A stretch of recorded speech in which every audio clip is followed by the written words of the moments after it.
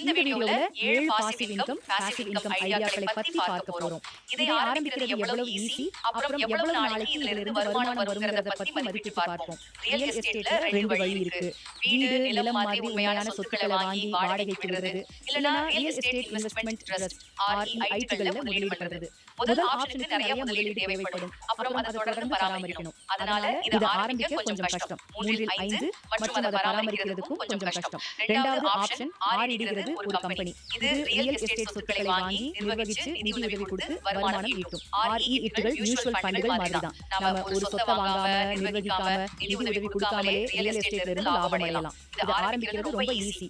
2 அப்புறம் நிர்வாகமும் குறைவு. ஆனா நல்ல லாபம் வரணும்னா இதுல கொஞ்சம் பெரிய முதலீடு தேவைப்படும். இரண்டாம் கண்டென்ட் உருவாக்குதல். கிரியேட்டர் ட்ரெய்னர் ஒரு கண்டென்ட் கிரியேட்டரா மாறத ஒரு பிசினஸ் மாதிரி அணுகினா ஒரு சூப்பரான பாசிவ் இன்கம் வழியா இருக்கும். ஆரம்பிக்கிறது ரொம்ப ஈஸி. 1 ஆனா அதை தொடர்ந்து கொண்டு போக நிறைய முயற்சி தேவைப்படும். அப்புறம் சில வேலைகளை வெளியில ஆட்களை வச்சு செய்யணும். 4 ஒரு முறை நீங்க வளர்ச்சி அடைஞ்சிட்டா யூடியூப் வீடியோக்கள் மாதிரி கண்டென்ட்கள் ஆரம்பத்துல வேலை செஞ்சதுக்கு அப்புறமும் உங்களுக்கு பாசிவ் இன்கம் கொடுக்கும். மூன்றாவது ஆன்லைன் கோர்ஸ்கள். ஆன்லைன் கோர்ஸ் உருவாக்குறது ரொம்பவே லாபகரமா இருக்கும். கேட் நாட்ங்கிறவங்க எக்ஸல் பத்தி ஆன்லைன் கோர்ஸ் எடுத்து $1 மில்லியன் மேல சம்பாதிச்சிருக்காங்க. இதுல சவால் என்னன்னா எதுக்கு தேவை இருக்கோ அந்த ஒரு இடத்தை நீஷ் கண்டுபிடிச்சு கோர்ஸ் உருவாக்குறது தான் 3 ஆனா ஒரு முறை உருவாக்கிட்டா இது பெரும்பாலும் பாசிவ் 2 தான். அப்புறம் பராமரிப்பும் குறைவு. நான்காம் முதலீடு டிவிடெண்ட் கொடுக்கிற பங்குகளையோ அல்லது இன்டெக்ஸ் ஃபண்டுகளையோ முதலீடு செய்யறது மூலமா நீங்க ஆக்டிவா வேலை செய்யாமலே ஒரு நிலையான வருமானத்தை பெறலாம்.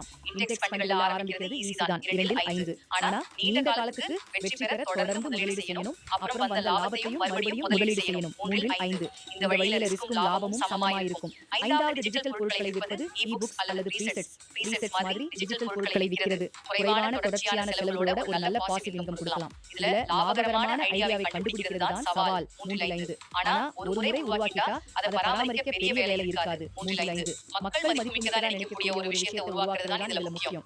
ஆறாவது அஃபிலியேட் மார்க்கெட்டிங். அஃபிலியேட் மார்க்கெட்டிங்னா மத்தவங்களோட பொருட்களை விளம்பரப்படுத்தி அதுக்கு கமிஷன் சம்பாதிக்கிறது.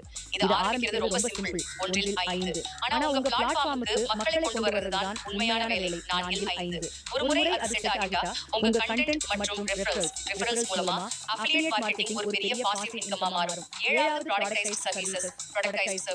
ஒரு சர்வீஸ் ஒரு ஸ்கேலபிள் ப்ராடக்ட்டா மாத்துறது மூலமா பாசிவ் இன்கம் கொடுக்கலாம். உதாரணத்துக்கு ஒரு பர்சனல் ட்ரெய்னர் சப்ஸ்கிரிப்ஷன் அடிப்படையிலான வொர்க் அவுட் திட்டங்களை கொடுக்கலாம். இதை செட் பண்றதுக்கு நிறைய உழைப்பு தேவைப்படும். 4 ஆனா ஒரு முறை செட் ஆகிட்டா இது பெரும்பாலும் தானாவே நடக்கும். 4 அப்புறம் ஒரு நிலையான வருமானத்தை உருவாக்கும். இந்த பாசிவ் இன்கம் ஐடியாக்கள் ஆரம்பிக்கவும் பராமரிக்கவும் வெவ்வேறு அளவிலான சிரமங்களை கொண்டிருக்கு. சிலவற்றுக்கு ஆரம்பத்துல நிறைய முயற்சி தேவைப்பட்டாலும் ஒரு முறை சிஸ்டம் செட் ஆகிட்டா நீண்ட காலத்துக்கு வருமானம் கொடுக்கும். இதுல ஏதாவது ஒண்ணுல உங்களுக்கு ஆர்வம் இருந்தா முக்கியமான படி என்னன்னா உடனே ஆரம்பிக்கிறது தான். அப்புறம் அதை தொடர்ந்து செய்யறது.